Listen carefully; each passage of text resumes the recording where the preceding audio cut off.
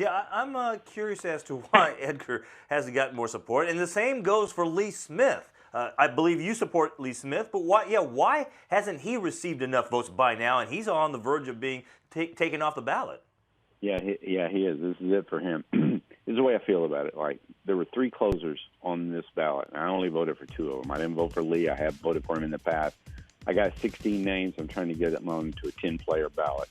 But Hoffman, Trevor Hoffman has the saves record, so I understand that. He's going to go in, and he deserves it.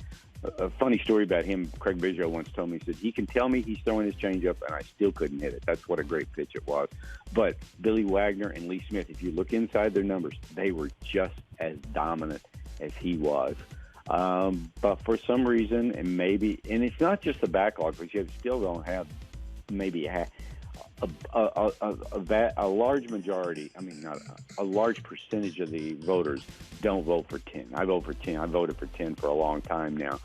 So they just don't feel that Lee Smith and Billy Wagner belong in, and I don't understand. And they will say, well, a starter's more valuable than a closer. You only become a closer because you failed as a starter. Well, fine then. Vote for Schilling and vote for Mussina. So I just have some disagreements with that. How do you feel about voters not checking all 10 boxes or leaving it completely blank?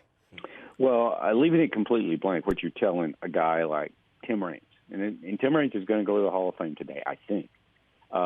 You need 3 other votes to make up for that, because it's 75% is a big threshold. Jeff Bagwell's got to get 3 other votes.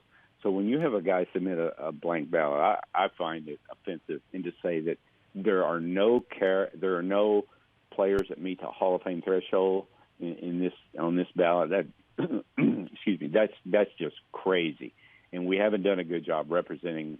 And the numbers back this up.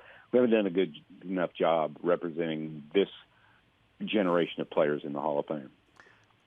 Let's backtrack a little bit here, Richard. Can you tell us, what are your instructions from the baseball writers? What do they tell all of the voters out there in terms of, once you get the ballot, then what are you supposed to do?